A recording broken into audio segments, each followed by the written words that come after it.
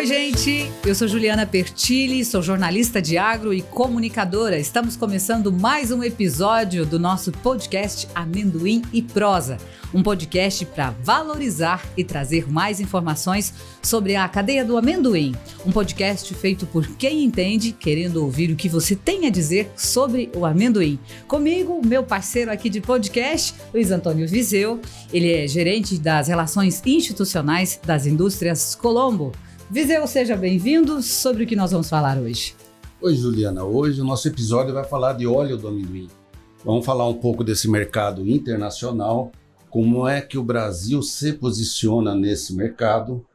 Vamos entender um pouco por que a China consome tanto óleo de amendoim e vamos ver o que a nossa cadeia precisa fazer para reintroduzir o óleo na nossa culinária.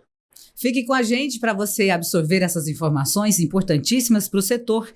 Inclusive, o nosso convidado de hoje é o Rodrigo Chitarelli. Ele é CEO da CRAS Brasil e tem informações muito importantes para a gente. Seja bem-vindo, Rodrigo. Obrigado, Juliana. Obrigado, Viseu. Vamos aí bater um papo aí e falar sobre o óleo de amendoim. Rodrigo, você tem aí um leve sotaque carioca. Explica aí pra gente como é que você veio parar no interior de São Paulo trabalhando com amendoim, óleo de amendoim, sendo que no Rio não produz amendoim. Eu comecei, na verdade, em Cornélio Procópio. Foi a primeira operação que nós fizemos numa empresa chamada Oleoveg, que nós começamos lá a esmagar. Mas eu entrei no mercado através de uma prestação de serviço para comércio exterior. Uma empresa de São Paulo, ela me contratou para fazer um trabalho de habilitar eles na parte de exportação, na parte de logística, e faziam operações aqui no mercado interno. Então, eu fazia toda a parte aduaneira para essa empresa, isso lá em 2012. Só que essa empresa teve um problema e ela parou de operar. Ela era uma empresa até do Canadá, e ela parou de operar aqui no Brasil. E como eu já estava dentro desse mundo do amendoim, acabei conhecendo esse amendoim, e tinha contato com algumas empresas, e aí comecei a fazer um trading desse óleo.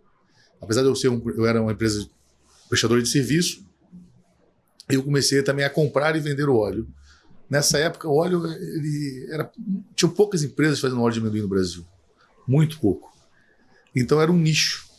E eu fazia, 10 containers no mês, 10 no outro, mas fui estudando, fui me aperfeiçoando, conhecendo novos parceiros, e aí com isso foi evoluindo, e praticamente eu fiquei um paulista, ou paulistano, né, aqui nas operações. Sotaque você não perdeu. Agora, em que ano foi mais ou menos que era esse volume aí que você transacionava? 2013, 2014. Bem recente, né? Era esses volumes que depois, né, o mercado, né, começou também a produzir muito mais. E hoje você vê aí, conforme nós estávamos falando, metade do ano e o Brasil já exportou quase 100 mil toneladas de óleo. Ô, Rodrigo, aqui no nosso Amendoim e Prosa, a gente sempre fala que um bate-papo bom ele é igual amendoim. A gente nunca para no primeiro. Então, gente, mesmo quando eu e Viseu não estamos aqui gravando podcast para vocês, a gente está conversando sobre isso. E o Viseu me trouxe uma informação importante, que o óleo de amendoim já foi uma grande estrela aqui dentro do nosso mercado interno. Ô, Viseu, o que mudou? O que aconteceu? Quem de vocês responde essa? Com certeza é o Rodrigo que vai responder. O óleo de amendoim, olha, na década de 60 e 70, se plantava amendoim praticamente a mesma área de hoje, só que ele era totalmente destinado para a produção do óleo para abastecer as regiões urbanas do Brasil. Hoje, né, o óleo está num outro contexto, ele vai para a exportação. Então tem por isso que eu coloquei, vou passar para o Rodrigo, o que você entende, como que a gente cadeia produtiva, reintroduzir esse óleo na culinária brasileira? A dificuldade que eu vejo, Viseu, é a questão do custo, né, do preço. O óleo de amendoim saiu do mercado muito por causa da entrada da soja. Né? A soja entrou, você vê que é nesse limiar aí das 70 para a década de 80, que o soja começou a entrar em volumes estratosféricos, vamos falar assim, no Brasil. Hoje o Brasil é o maior produtor do mundo, e, consequentemente, barateou o óleo de soja frente ao amendoim. O amendoim não tem uma produção nem perto do que produz soja, então não consegue ter o mesmo nível de preço, né?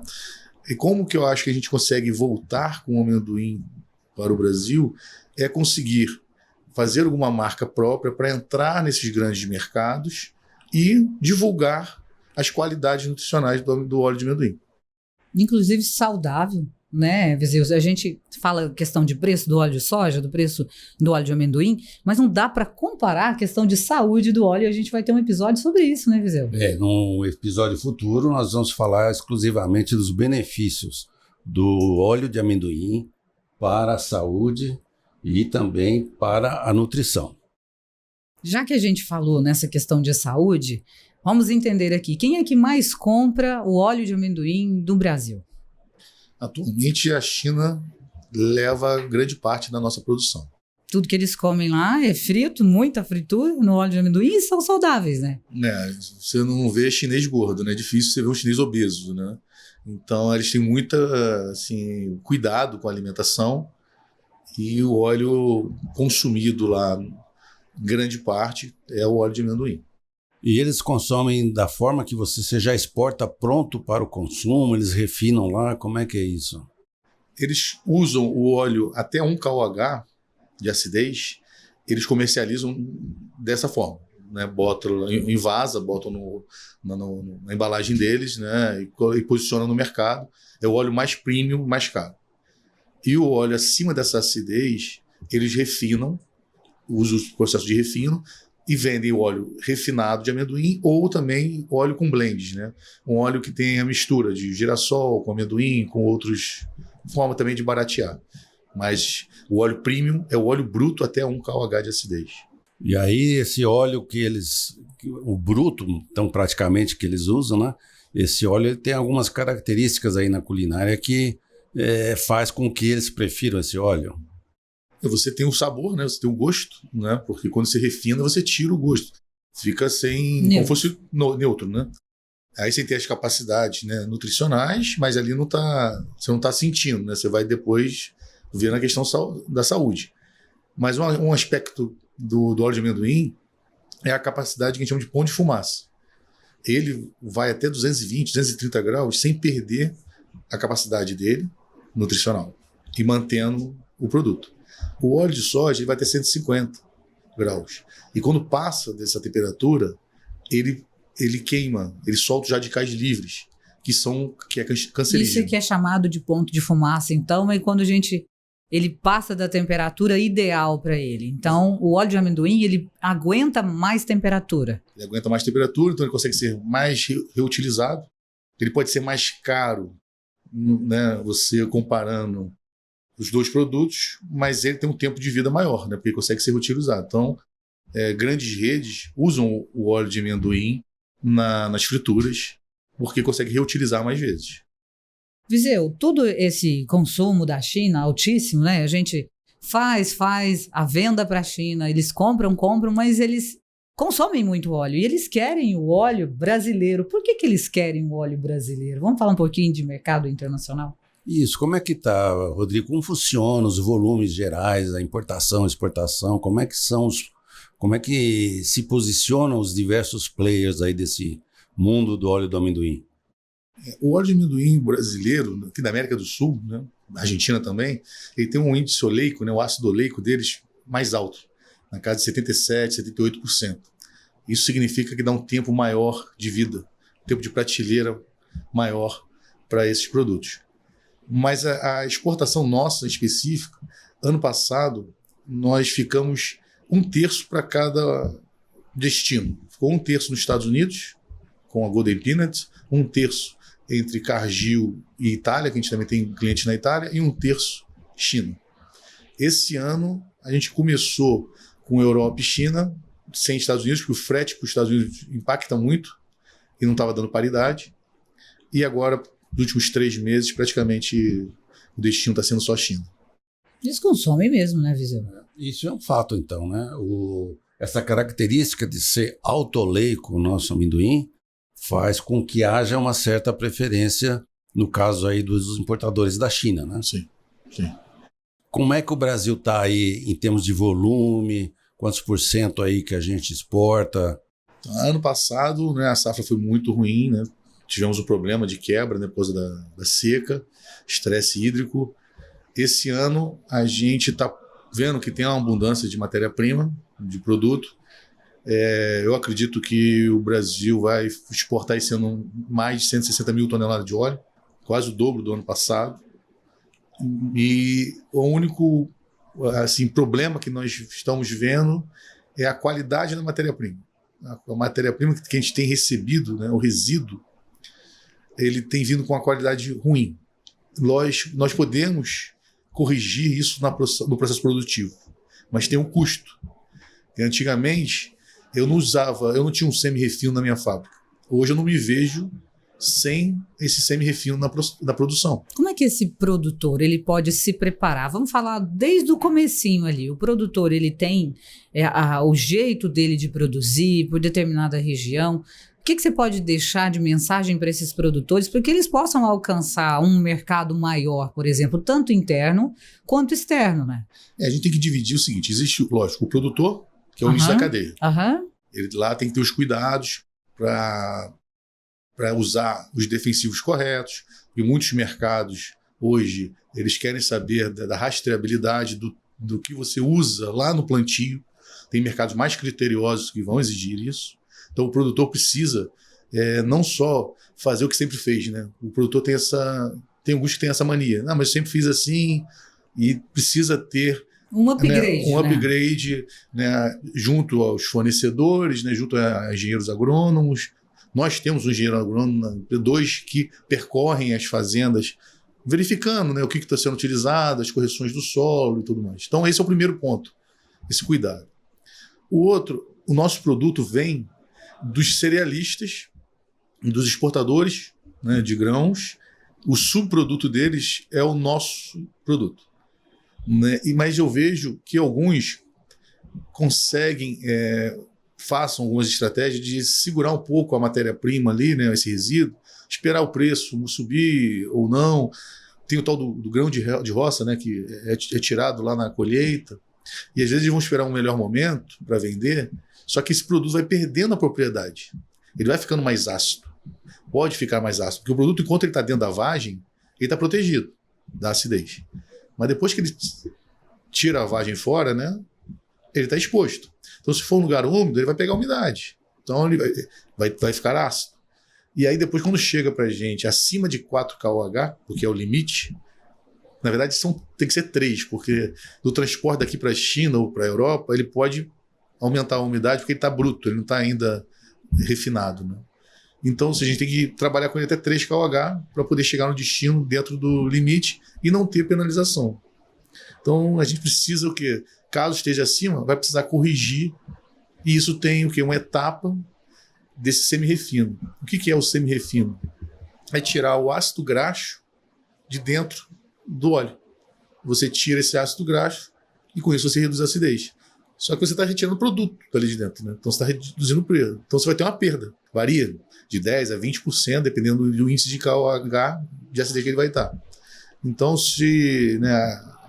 o que eu posso falar é lógico, o produtor tem que ter um cuidado maior no plantio por causa de toda a questão da rastreabilidade e evitar estar utilizando mais ou menos consumo defensivo.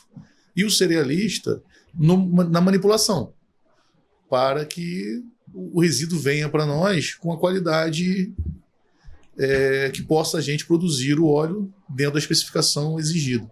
É uma parte crucial o cerealista, né, Viseu? Então, o resíduo do cerealista é a matéria-prima para a produção de óleo. Então, também isso tem todos os aspectos, como o Rodrigo falou, de qualidade. Explica um pouco para a gente o processo de extração do óleo, bem sucintamente, como é que ele ocorre? O amendoim, primeiro, a gente armazena ele só em casca. O resíduo a gente compra diariamente. Ele já entra direto nas caixas, justamente para evitar a perda de qualidade. O que eu só armazeno é o casca.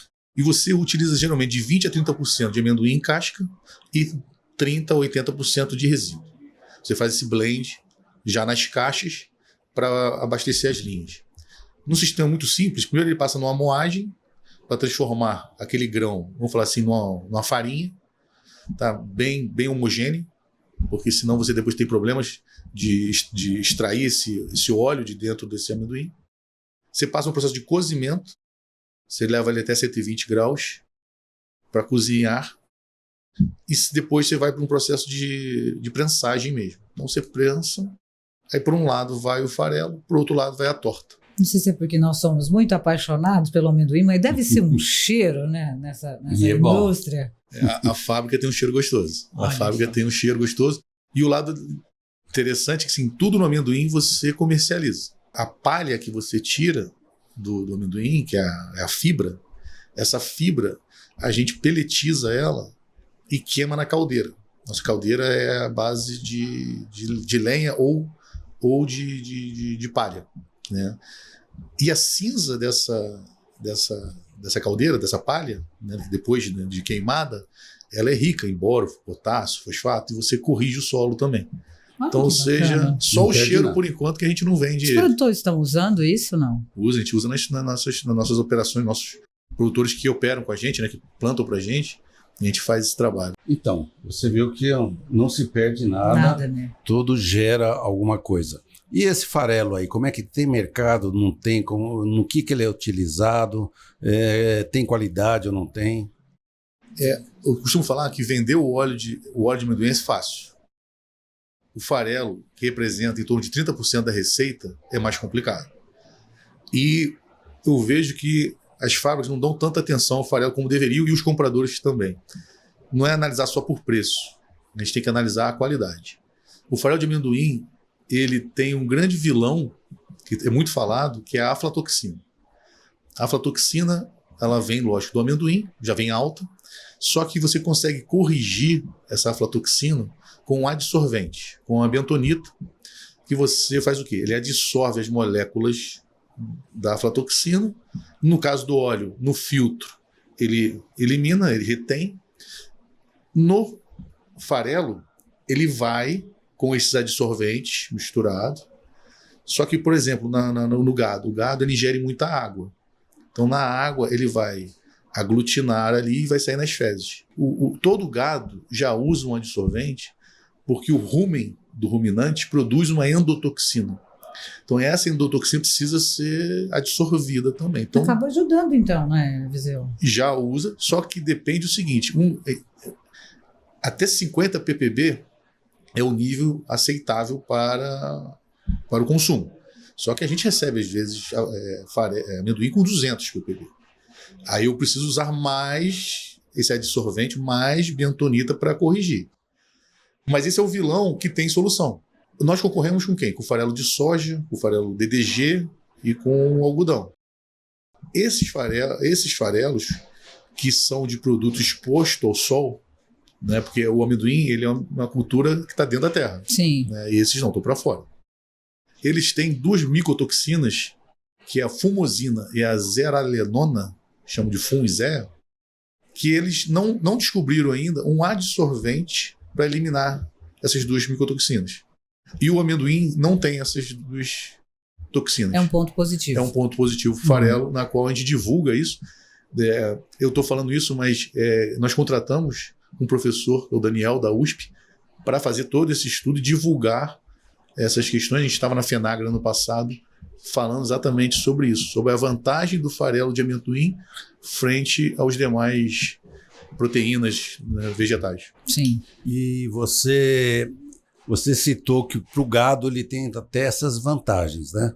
Agora, para outro tipo de animal, ovelha, porco, frango, tem esse aspecto? Como é que funciona? Para os monogástricos, a aflatoxina é mais agressiva. Então, aí você tem que ter um controle maior. Nós vendemos para aves, para porco, mas sempre com um produto ali, tem que estar com a afla bem baixa, geralmente é até 20 ppb, porque ele é mais agressivo aos monogástricos. Aos ruminantes você consegue usar dessa forma, mas para o monogástrico tem que ter uma atenção maior, porque eles são mais suscetíveis a isso e pode levar a perda de peso, morte. Rodrigo, voltando para o óleo de amendoim, né, que a gente tem observado muito esse mercado, Como é que está a nossa posição hoje? O Brasil, em que posição está nesse mercado todo aí, na produção de óleo de mercado?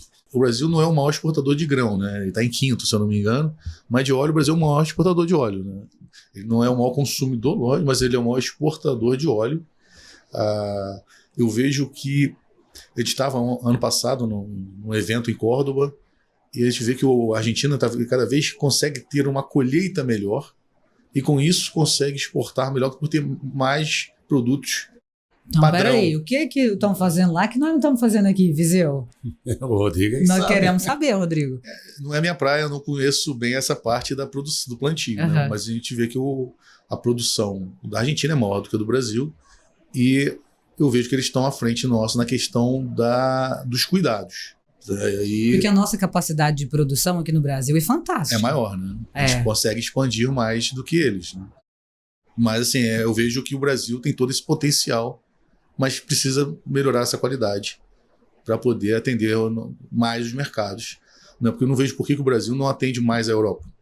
Eu vejo que o Brasil atende muitos mercados secundários. Né?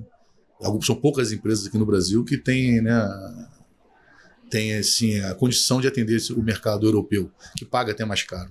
Será que nós poderíamos fazer talvez um caminho da roça diferente? Né? Vai todo mundo para um lado só, vamos atrás dos Estados Unidos, vamos atrás da China.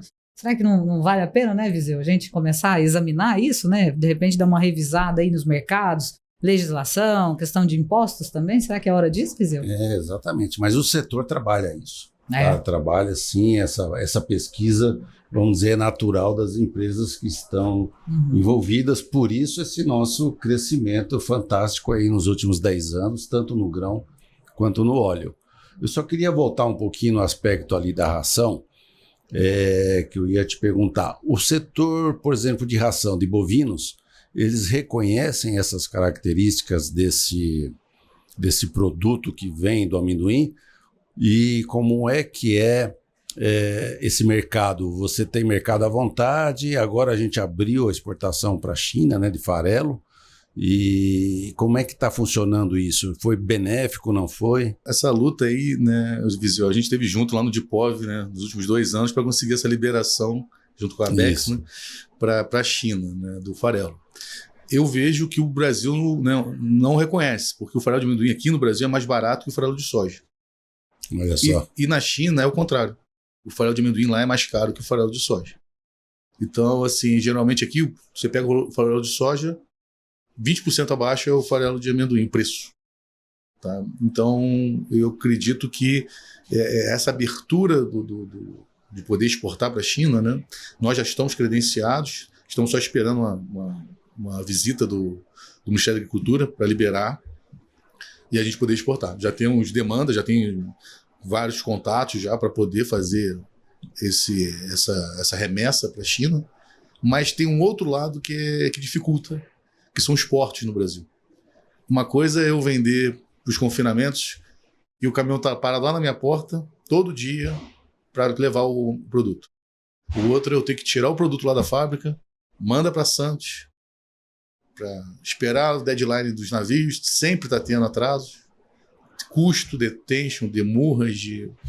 Então, ou seja, tem que se pensar, não é simplesmente vou mandar tudo para a China. Tem que fazer muita conta, né? É o custo Brasil aí imperando. Então, mas ele vai exportado em bag, a granel, o farelo? Eles me solicitaram embalagens de 40 quilos ou bags de 1 tonelada. E o óleo? Como é que é exportado o óleo? O óleo ele é exportado ou em isotanque ou flex tanque. O isotanque é aquele container já em forma de tanque, né? E o flex tank são aquelas bolsas que vão dentro do container. Ultimamente, a gente só tem feito flex tank porque o flex tank, depois de utilizado, ele é descartado. Ele não é reutilizado. E o isotanque, você tem que fazer lavagens. Então, você precisa apresentar na exportação para os clientes as últimas 3 lavagens e tem que ser certificado FOSFA, tem que ter vários critérios. Então, os clientes já estão exigindo que seja utilizado somente flex tank para evitar todo esse mais trabalho. Prático, mais agilidade. O problema do flex é que ele tem que ter um cuidado, que ele mal montado pode gerar vazamentos, abaular o aviso do container, pode gerar algum problema. E no isotanque não, né? O isotanque está ali, um container, vai embora. Não tem problema. Então o flex exige esse cuidado a mais na estufagem, no embarque, no manuseio dele. Para o mercado interno, vamos voltar novamente um pouco nesse tema, porque ele pode representar uma boa fatia do consumo do nosso amendoim produzido, né? Você colocar esse óleo do amendoim na prateleira, ou talvez, num primeiro momento, nem na prateleira, mas nos restaurantes, bares e hotéis.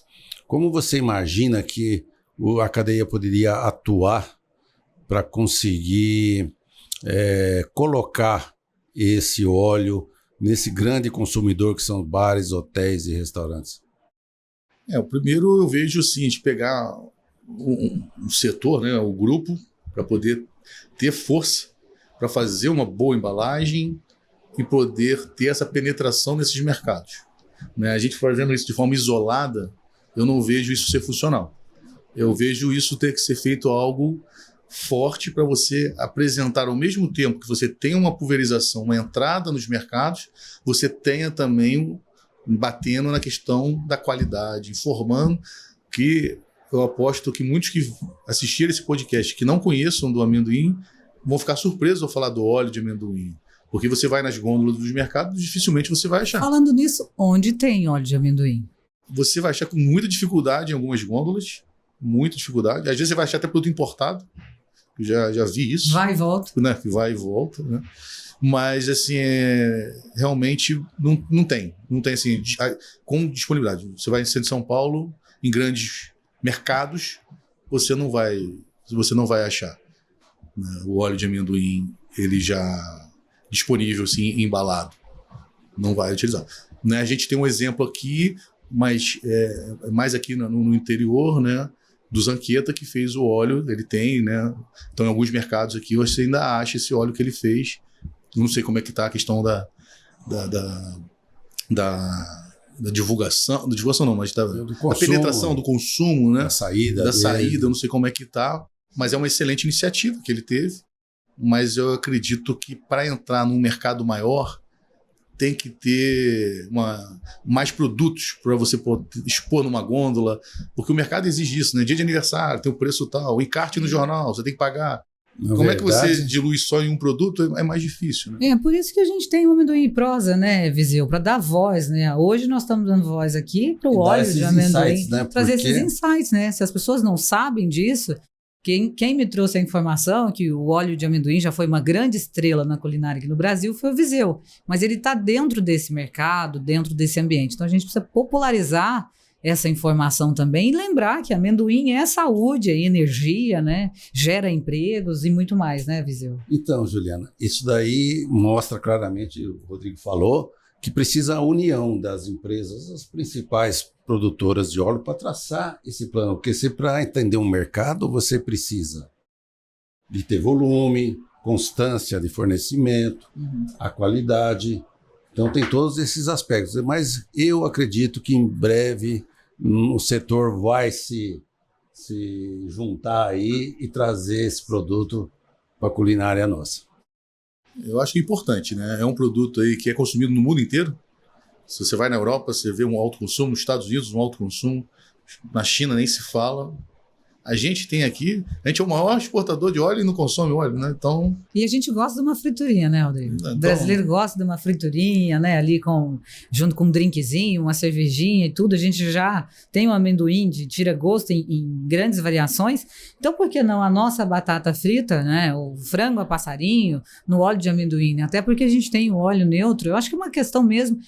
E isso o agro tem com força, de união, né? Tem aqui o Viseu que ele já tem esse embalo de ligar uma ponta à outra, reunir as pessoas, reunir essas lideranças, unir essas empresas. Esse papel é muito importante, né, Viseu? De fazer essa união, né? Isso, eu acho que isso vai acontecer.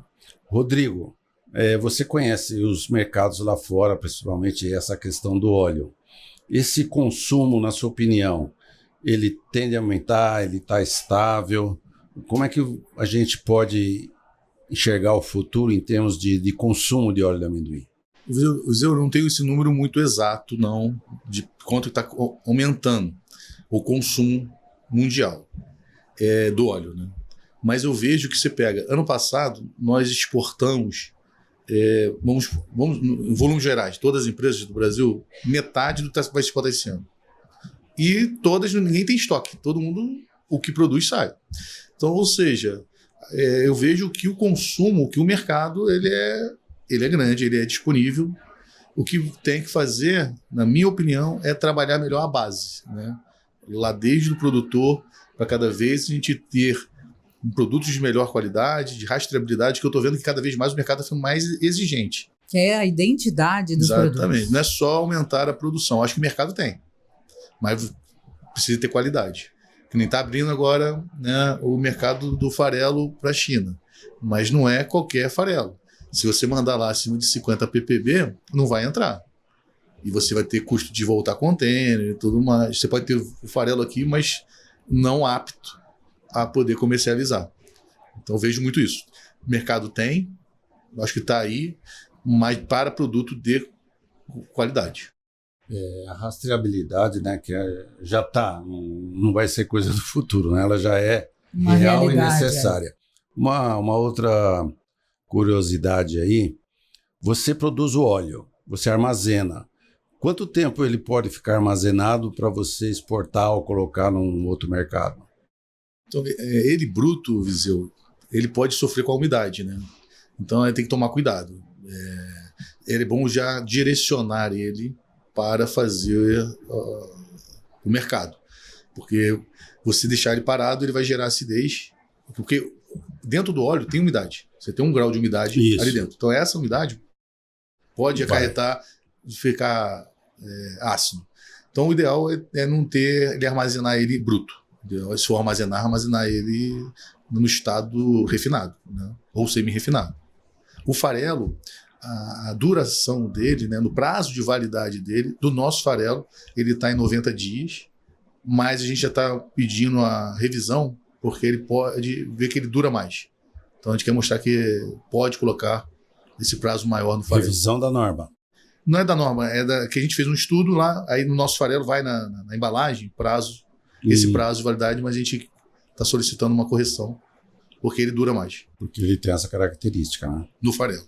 Tudo tem característica, até para ir como ração do gado. Nada é feito sem controle, sem rastreabilidade, sem qualidade. Porque se tiver algum problema, vai voltar na origem, né? Olha, Rodrigo, eu acho que você tinha muito mais coisa para contar para a gente. Viseu, mais um monte de pergunta, eu também. A gente quer agradecer a você pela sua participação aqui no Amendoim e Prosa, dizer que é importantíssimo, né? A gente construiu o Amendoim e Prosa assim, com pessoas que fazem parte mesmo do setor, fazem parte da cadeia e se dispõem com muita bondade, né? Com muita tranquilidade de virem bater esse papo com a gente de quase 1 hora, Viseu. Já? Passa, né? Vamos embora, Viseu? Vamos. Obrigado pela sua companhia, pela parceria.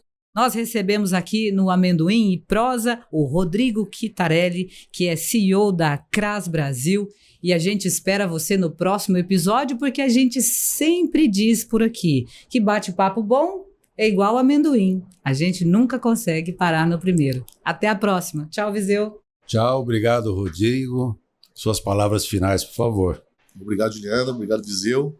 Espero que a gente consiga, né, com esse episódio, mostrar a importância do óleo, do farelo, e fico à disposição. O Viseu já conhece a unidade, mas, Juliana, se quiser conhecer o cheiro da fábrica, com certeza, fica aqui próximo, fica em Itaju. Que ótimo, eu vou sim. Por favor, com certeza. nos visite. Ok, muito obrigada. Até a próxima, pessoal.